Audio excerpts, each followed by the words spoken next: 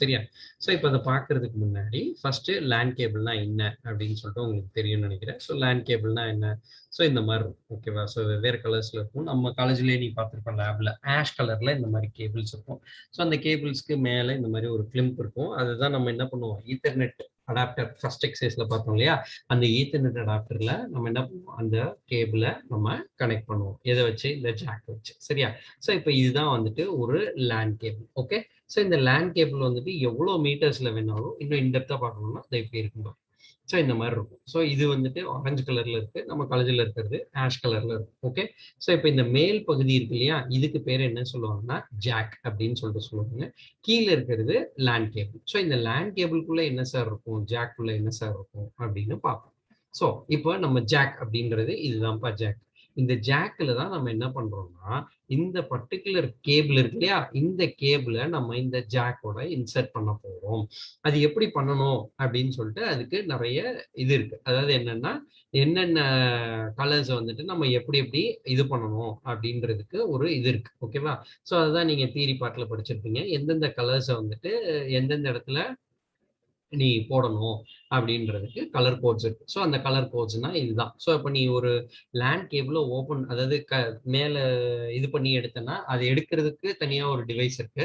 So crimping டூல்னு இருக்கு. So இந்த crimping டூல்ல இந்த இடத்துல ஒரு சர்க்கிள் தெரியுதா, இந்த சர்க்கிள் என் மவுஸ் பாயிண்ட் இருப்பாரு, அந்த சர்க்கிளுக்குள்ள உன் ஒயரை நீ இன்சர்ட் பண்ணிக்கணும். இன்சர்ட் பண்ணிட்டு இந்த கிரிம்பிங் டூலை இப்படி சுத்தணும். ஒரு தடவை சுத்தணும், அதே மாதிரி இன்னொரு தடவை பேக் சைட்ல சுத்திக்கும். சுத்திட்டு நீ அதை வெளியில இழுத்தனா ஆட்டோமேட்டிக்கா அந்த ஒயர்ல இருக்கிற மேல் பகுதி மட்டும் ஆட்டோமேட்டிக்கா கட் ஆகி, இப்ப என் மவுஸ் பாயிண்ட் இருப்பாரு இந்த இடத்துல இருக்கிற மாதிரி இருக்கும்.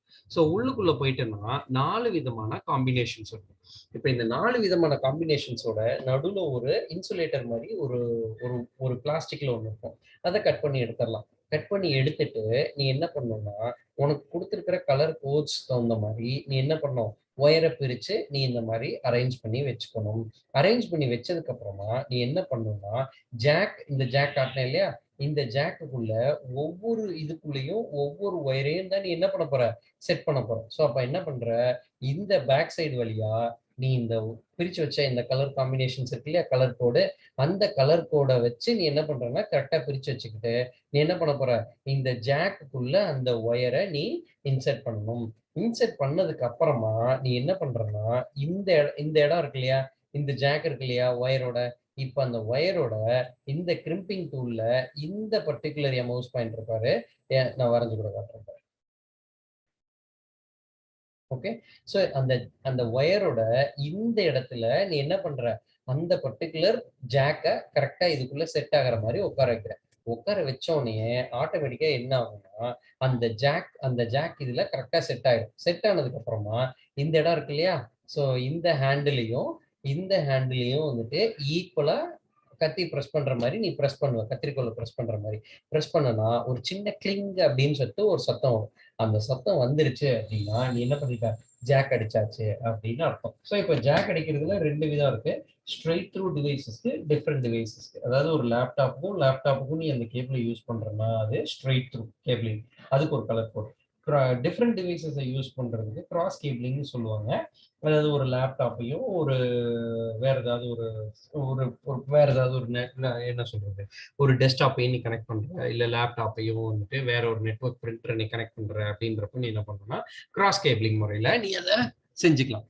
ஸோ இப்படி செஞ்சதுக்கு அப்புறமா ஒரு எண்டு பண்ண மாதிரி நீ என்ன பண்ணோம், 2வது எண்டையும் நீ பண்ணிடணும். பண்ணதுக்கு அப்புறமா சார் அது ஒர்க் ஆகுதா இல்லையா அப்படின்றத நான் எப்படி சார் செக் பண்றது அப்படின்னு கேட்டோம்னா, ஒரு நிமிஷம். ஸோ ஒர்க் ஆகுதா இல்லையான்றதை நான் செக் பண்றதுக்கு என்ன பண்ணலாம்னு கேட்டோம்னா, ஒரு லேண்ட் டெஸ்டர் அப்படின்னு சொல்லிட்டு ஒன்று இருக்கும்பா. ஸோ லேண்ட் டெஸ்டர், ஒரு நிமிஷம் போட்டு காட்டுறேன். Land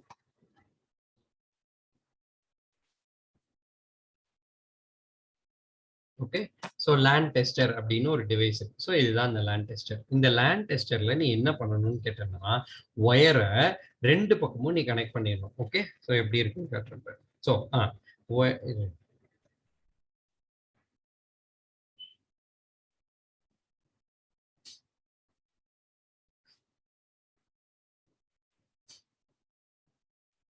okay. ஸோ இப்போ இந்த லேண்ட் டெஸ்டர் இருக்கு இல்லையா? ஸோ இந்த லேண்ட் டெஸ்டர்ல RJ11 செக் பண்ணிக்கலாம், RJ45. நீ என்ன பண்றன்னா, இந்த எண்டுல ஒரு இது, இந்த எண்டுல இன்னொரு இது. இது 2த்தையும் கனெக்ட் பண்ணிட்டு, இதுல லைட் சீக்வென்ஸ் எரியும்பா. 1ல இருந்து 8 மொத்தம் 8 கனெக்ஷன்ஸ், 8 ஒயர்ஸ் இருக்கும்.